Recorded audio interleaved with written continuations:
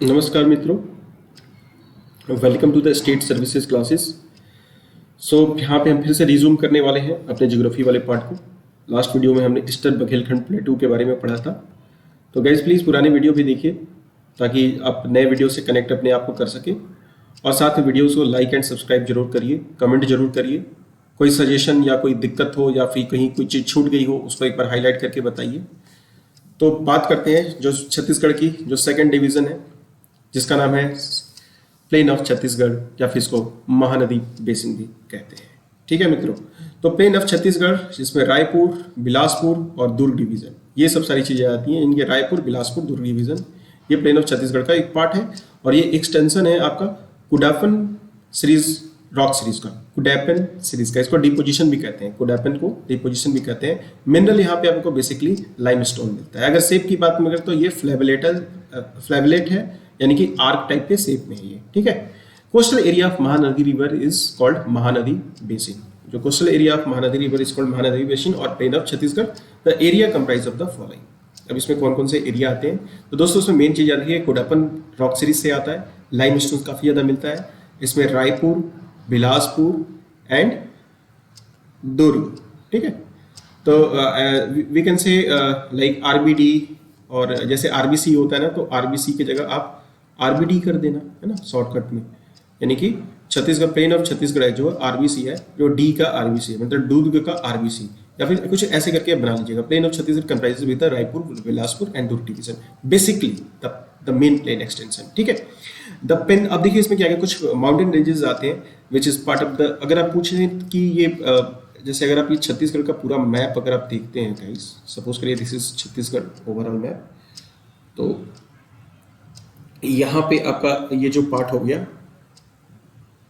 ये रायपुर वाला पार्ट हो गया। ठीक है। ये आपका दुर्ग हो गया। ठीक है जी। और आपका बिलासपुर जो है ये यहाँ वाला पार्ट हो गया। तो बेसिकली ये जो तीन मेन पार्ट है, जो मेन डिवीजन है, तो ये तीनों मेन डिवीजन में आ जाता है। ठीक है। तो अब आते हैं इसमें पेंद्रा लोरमी प्लेटू, इसी का पार्ट है, जो कि पेंद्रा लोरमी प्लेटू, जिसको मैकाल रेंज का भी पार्ट कहते हैं। तो ये याद रखिएगा, मैकाल रेंज में प्लेन ऑफ छत्तीसगढ़ का पार्ट आता है। यहीं पे पलमा पीक है, इसको गौरा पेंद्रा मरवाही पीक भी कहते हैं, जो कि 180 मीटर है। ये लफागढ़ कोरबा में एक है, एक लफागढ़ एक माउंटेन है वो कि कोरबा में, जो कि 1048 मीटर है। तो दो पिक्स हैं यहाँ पे, एक पलमा पिक, तो याद रखिएगा मैकाल में दो पिक है, एक है पलमा और दूसरा है मित्रों लफागढ़।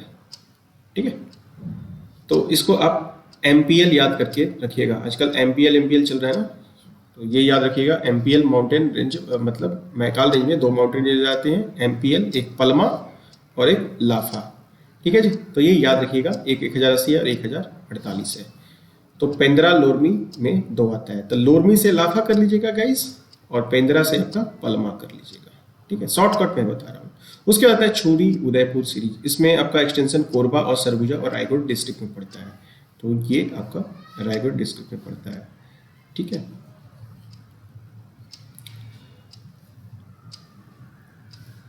जैसे सपोज करिए ये अपना पूरा छत्तीसगढ़ है, एक ओवरव्यू एग्जांपल दे देंगे।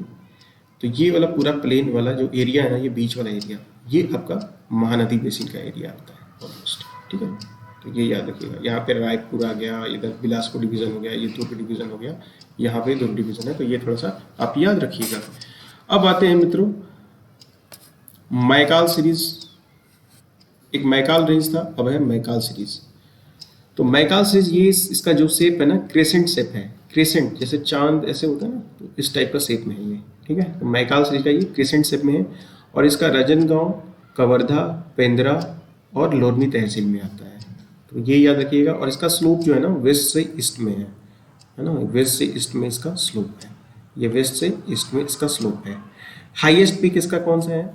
बांदरगढ़ है। तो ये याद रखिएगा, पूछ देगा ना कि बांदरगढ़ किस में है, तो ये इसमें है। तो इसको एमबी आप याद रखिएगा, एमबी मेगाबाइट।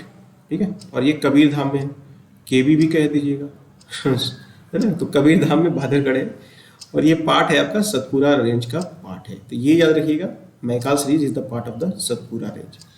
अच्छा जी, अब डिवाइड यहाँ पे द शिवनाथ रिवर और जो वेंगंगा रिवर है, ठीक है, इसका ये डिवाइड करता है। ये शिवनाथ रिवर का एक अलग बेसिन करता है और वेनगंगा का अलग करता है।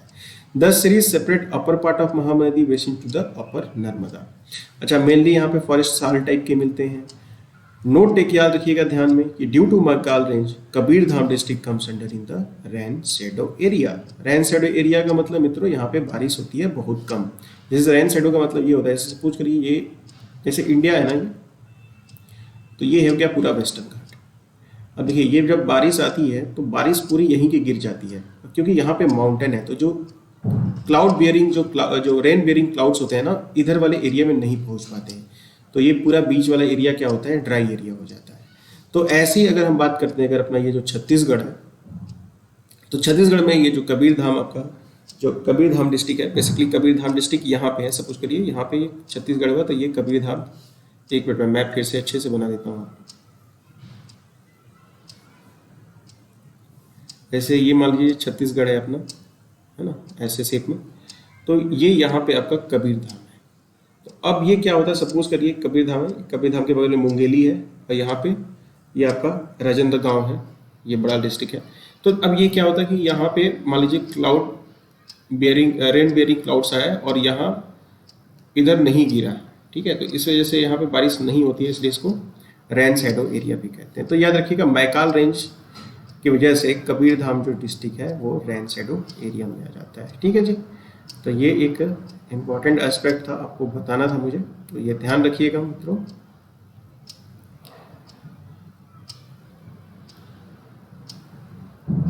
ब्लू पे करते हैं, ठीक है जी। तो ये मैकाल रेंज हो गया, ठीक है। नेक्स्ट अब आते हैं प्लेन ऑफ बिलासपुर रायगढ़ में। तो प्लेन ऑफ बिलासपुर के नाम से ये स्पष्ट है, बिलासपुर और रायगढ़ ही आएगा इसमें। तो जंगीर चंपा, रायगढ़ और बिलासपुर, और यहाँ पे एक पीक है जिसका नाम है दलहा पहाड़। तो ये दलहा पहाड़ यहाँ पे पीक आता है, ठीक है। ये 760 मीटर है, इसको एकलतरा और जंगीर चंपा में ये पड़ता है। सैवा माउंटेन ये याद रखिएगा, सिहावा माउंटेन ये आपका धमतरी में आता है। सिहावा माउंटेन कहाँ होता है मित्रों, धमतरी में आएगा। धमतरी कहाँ है, रायपुर, अगर ये हो तो रायपुर के नीचे धमतरी है। एंसेंट नेम इसका सुक्तिमती है, ठीक है, और यहीं से महानदी ओरिजिन होती है। तो ये बहुत ज़्यादा इंपॉर्टेंट हो जाता है, महानदी का ये ओरिजिन हो जाता है। याद रखिएगा महानदी का ओरिजिन कौन सा है, सिहावा माउंटेन, ठीक है। इसका एंसेंट नाम है सुक्तिमती। महानदी ओरिजिनेट होती है यहाँ पे एक फरसिया नाम का एक जगह है, वहीं से होता है। तो ये अपने लिए बहुत ज़्यादा इंपॉर्टेंट है गाइस, तो प्लीज़ इसको याद करके रखिएगा। सहवा माउंटेन धमतरी में है, कहाँ है, तो धमतरी जिले में है, और यहाँ से एंसेंट नेम इसका सुक्तिमुक्ति होता है। और यहाँ पे आश्रम है, संत सेंट जो है, साधु जो है, इनका नाम है सप्त श्रृंगी, और यहीं से महानदी जो है फरसिया से निकलती है, ठीक है। एक उसका देते हैं छत्ता पहाड़, ये आपका बलौद बाजार में है। अब दुर्ग मार्जिनल हाईलैंड की बात करते हैं, तो ये आपका बलौद और राजनांदगांव में है ये, यानी कि दौंदी, लोहरा और अंबागढ़ चौकी में आपका दुर्ग मार्जिनल हाईलैंड है। माउंटेन की बात करते हैं तो यहाँ पे है दलिया रजरा और डोंगागढ़ माउंटेन। स्पेशल क्या है कि दलिया झरा जो है ये एक्सटेंड है बलौद से कंकेर डिस्ट्रिक्ट तक, ठीक है, जो कि खरखरा रिवर और तंदुला रिवर के बीच में आता है। तो ये याद रखिएगा, खरखरा और तंदुला रिवर के बीच में आता है।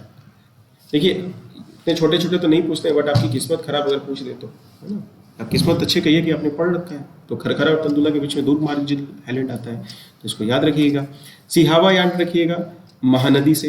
अच्छा, इसको सीयू कह दीजिए। जैसे मान लीजिए कि महानदी है तो महादेव यहाँ पे ना महादेव पूजा करते हैं, ठीक है, तो महादेव से उसको सिहवा की जगह सहवा समझिएगा, तो उसको सिहावा को ऐसे समझ के करिएगा। तो महादेव जो है वो शिव कहलाते हैं, तो इसलिए इसको गेस कर लीजिएगा कि महानदी और सहवा माउंटेन ऐसे गेस कर लीजिएगा। उसके बाद मित्रों फिर से हम पथ हाईलैंड के बारे में थोड़ा डिटेल में देख लेते हैं। उसका हमने उससे पहले वाले वीडियो में शॉर्टकट में देखा था। तो इसका एक्सटेंशन अगर बात करें तो जसपुर बलरामपुर हाईलैंड रीजन में आता है, सरगुजा में वाले रीजन में, ठीक है। स्ट्रक्चर इसका डेक्कन ट्रैप है। ये किसका पार्ट है, ये डेक्कन का पार्ट है। तो मित्रों ये याद रखिएगा डेक्कन पार्ट है, ठीक है। यहाँ डेक्कन पार्ट है, बॉक्साइट मिलता है। इससे वेस्ट में इसका जो क्या है एक्सटेंशन है, ठीक है। तो जमीर पाथ है इसका ईस्ट में, फिर जारंग है, जसपुर है, मणिपात है, ठीक है जी। तो जमीर, पहले जमीर आपका जागा, फिर आप जाग गए, जमीर जागा मतलब जमीर जारंग, फिर आप जस हो गए, फिर आप मैनपात में जाके घूमने लगे। ये पार्ट ऑफ छोटा नागपुर प्लेटू में आता है, ये साउथ ईस्ट में इसका स्लोप है। The structure of Surguja basin, ठीक है mostly Gondwana rock series. Surguja basin में गोंडवाना रॉक सीरीज है, ठीक है, बट सिर्फ सरगुजा बेसिन में। बट अगर जसपुर वाले एरिया में बात करते हैं, ये स्ट्रक्चर इसका डेक्कन ट्रैप का है। The upper part of the प्लेटू is called the path highland, ठीक है, तो इसी को पाथ हाईलैंड कहते हैं। तो सबसे पहला हम हाईलैंड के बारे में बात करते हैं, मेन पाथ। मेन पाथ कहाँ है? सरगुजा में। तो मेन पाथ इसको ऐसे याद रखिएगा, सरगुजा, इसको MS याद करिएगा, ठीक है।